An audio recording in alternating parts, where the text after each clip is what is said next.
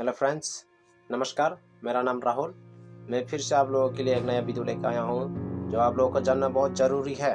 जो आज की वीडियो में हम जानेंगे एक मीडिया के बारे में। हम आपको बताएंगे इस देश में सबसे जहर उगलाने वाला कौन है, बताए क्या?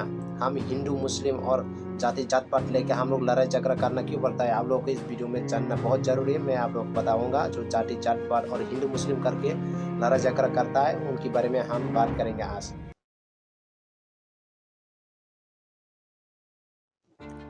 देश के ही मीडिया देश के लिए बहुत बड़ा जहर बन चुका है। ऐसा नहीं है खाली टीवी पर जहर उगला रहा है, आप डिजिटल पर भी मीडिया का जहर उगलाने वाले आपको देखने के लिए मिलेगा। आप इस वीडियो में देखिए, मैं फिर आप लोगों को बताता हूँ। जो इस वीडियो में मीडिया हिंदू मुस्लिम करके हिंसा कैसे बरपाता है। अगर आपकी कॉन्स्टिट्यूएंसी से कोई लड़की मुसलमान लड़की आती है और कहती है कि हिंदू लड़के से शादी करनी है, तो आप क्या एडवाइस देंगे कि स्पेशल मैरिज एक्ट के तहत आप शादी मैं ये करें? कहूंगा कि तुम्हारी उम्र क्या है, जाओ तुम्हारा जो करना है कर लो तुम। और मेरे पास नहीं, as a lawyer also what will you advise? As an elder what will you advise? As a Muslim intellectual what will you advise? My advice would be that if the constitution allows you, So if the constitution the constitution allows yes, you, right? exactly, then do it. Who's stopping you? If the law does not prohibits you and you're not doing an illegal act, who am I to stop anyone? Would you advise the girl? Why would I advise? As a Muslim intellectual, as a leader of the community? Not at all. See, why यही तो होता है ना sir? why would I poke my nose in someone's private life? इस media आपको जोड़ने के नहीं, क्योंकि पूरी की पूरी तोड़ने की कोशिश कर रही है।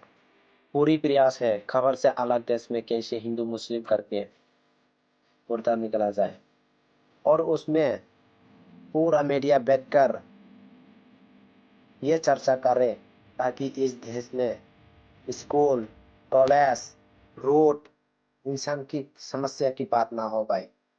इसमें तो प्रधानमंत्री से पूछता है, आप तो चुनाव की फॉर्मेलिटी हो, वो ऐसे ही मुंह से बार बार उगलवाने के लिए कोशिश करता है कि वो कुछ बोले कि मैं ये शादी होने नहीं दूंगा क्योंकि ये हिंदू रिलीजन के खिलाफ है। वैसे ये बार बार कॉन्स्टिट्यूशन का हवाला दे रही है। वो ऐसे कह रही है, आप मुस्लिम नेता हैं, मुस्लिम नेता होने के नाते आप बयान दीजिए। और इस देश का मीडिया का चेहरा है, शर्म मांगना चाहिए इस देश के पत्रकारों को जो खबर के नाम पर धर्म फैलाता है। मीडिया की खबर का कातुरा लेके आपसे धर्म वाली भीख मांगती है, शर्म आना चाहिए आप लोगों को। और कुछ दिन पहले आप लोगों को एक तस्वीर देखी होगी इस बीच, जिसमें एक पत्रकार है, बॉडी मीडिया का पत्रकार, नाम है अमित देवगन। अमित शाह की हेलीकॉप्टर में दिखाई देती है, वो उनकी जूतों की एकदम करीब था, जिसको लेके उनको बहुत बड़ा ट्रोल किया गया है। अब मेरा सवाल ये नहीं कि आपकी हाथ उनकी जूतों के नीचे क्यों है, मेरा सवाल यह है कि उनकी रीढ़ झुकी क्यों है। देश की बड़े पत्रकार जिन्हें गृह मंत्री से सवाल पूछना चाहिए कि जब आप कह रही है कि बिहार की घुसपैठियां आती है, बॉर्डर की सुरक्षा आपके हाथ में है, जिन्हें गृह मंत्री से सवाल पूछना चाहिए कि कश्मीर में 16 लोग क्यों मारे गए, जिन्हें गृह मंत्री से सवाल पूछना चाहिए। ठीक है, देश की भीतर एनसीबीआर के डेटा के आधार पर त्रिपुरा, बिहार और उत्तर प्रदेश में हत्या और सबसे बढ़कर क्यों होता है, जहाँ पर सरकार तो भाजपा की ही है। वो पत्रकार देश की गृह मंत्री की चरण वंदना करता है और उसमें सवाल पूछ रहा है, आपकी बार आंकड़ा क्या आएगा। आप इतना थक तक क्यों नहीं है, आपका विजन क्या है। देश की गृह मंत्री लगातार काम कर रहा है और जनता तो मूर्ख है, उन्हें तो पता भी नहीं है सच का। और ऐसे ही पत्रकारों की वजह से हमारे देश की पत्रकारियों की बर्बाद हुआ है। और हमारे देश की नेशनल मीडिया की एक पत्रकार है, नाम है अमित देवगन। तो ये ऐसे गान है केवल कांग्रेस की तरफ चलती है और आन विभाग की तरफ चलती है। उनको मानना है देश में जो कुछ भी बुरा हो रही है वो सब विभाग की वजह से हो रही है और सरकार से सवाल पूछना नहीं चाहिए। ये है हमारे गन की कहना, ये है अमित देवगन की कहना है, सरकार से कभी भी सवाल नहीं पूछना चाहिए। उनके अलावा आप उनकी शो देखेंगे, सिर्फ हिंदू मुस्लिम, नमाज, बुरखा और हिंदू तो हटा दो, तो ये पत्रकार नहीं रह पाएंगे, क्योंकि फिर बात करने के लिए कुछ बचेगा ही नहीं है। उनकी जितना भी शो है, बुरका बनाम विकास, इनका शो है इस्लाम, उनकी शो है हिंदू राष्ट्र, उनकी शो है हिंदू मुस्लिम जोड़े रहने के लिए। लेकिन आप लगातार उनका शो देखिए, जितना भी थ्रू देखेंगे तो ना सरकारों की स्कूल की स्थिति की बात हो रही है, ना सरकारी हॉस्पिटल की स्थिति की बात हो रही है, ना एनसीबीआर का डेटा देखेगा, ना सीएजी डेटा रिपोर्ट देखेगी आपको, ना ये सवाल क्या कहेगा। देश अगर महंगाई बढ़ रही है, देश अगर महंगाई बढ़ रहा है और पेट्रोल महंगाई बढ़ रही है तो सरकार को क्या करना चाहिए, ये सवाल पूछ नहीं सकता कि आप या फिर टीवी की डिबेट में बैठाती है, फिर एक मौलवी को बुलाती है, दोनों को लड़ाई करवाता है और फिर बताता है हिंदू राष्ट्र खतरे में है। देश की प्रधानमंत्री हिंदू है, गृह मंत्री हिंदू है, मुख्यमंत्री हिंदू है, पत्रकार हिंदू है, रक्षा मंत्री हिंदू है, तो फिर हिंदू कैसे खतरे में हो गया भाई? हाँ, कैसे खतरे में हो गए हिंदू? सोचिए, ये तमाम लोग कितने नाकाम है, धर्म के नाम पर भड़काने के काम कर रही है। लेकिन यहाँ पे मीडिया का काम देश को जोड़ना है, पर अमित देवगन की काम है सरकार की भक्ति करना है। सरकार और पत्रकारियों की वजह से पब्लिक का रिएक्शन क्या है आप लोग देखो।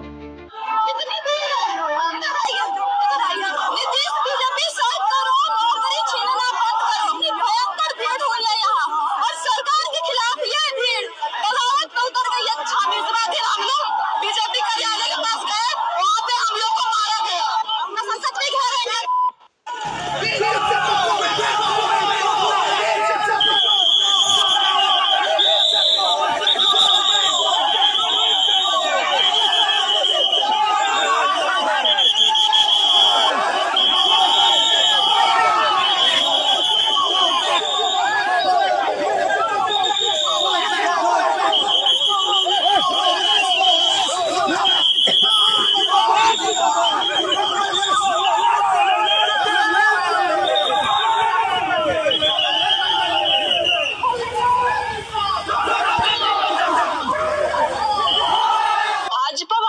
दिन आ गए। बिहार में उनके नेता विधायक जहां भी जाते हैं जनता उल्टे पांव खदेड़ रही है।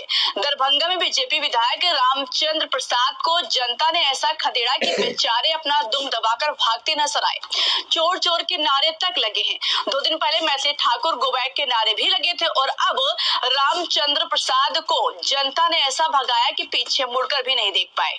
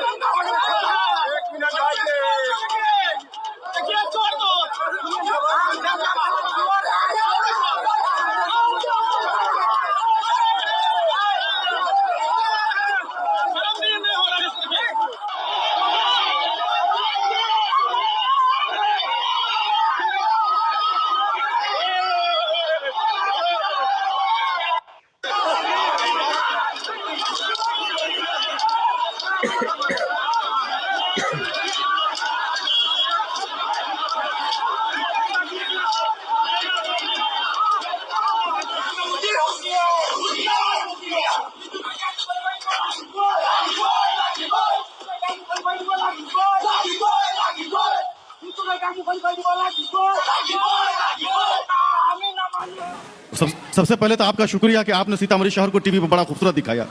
अच्छा लगा? बिल्कुल अच्छा लगा। लेकिन एक सेकंड जल्दी से पूछ। आपने वर्षों वर्ष से न बनने वाले पुल को नहीं दिखाया, ये आपकी इसके लिए भी शुक्रिया। उसकी वजह से जो घंटों जाम रहता है रेलवे ब्रिज पे, उसको आपने नहीं दिखाया, इसके लिए भी आपका शुक्रिया। मेरा ही शुक्रिया करने आए हैं क्या?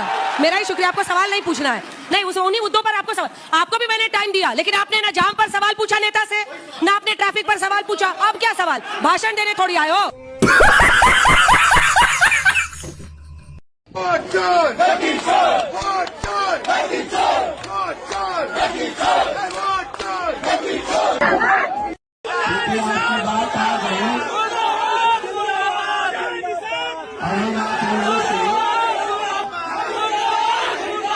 मेरी आपसे प्रार्थना है, 2 मिनट कैंडिडेट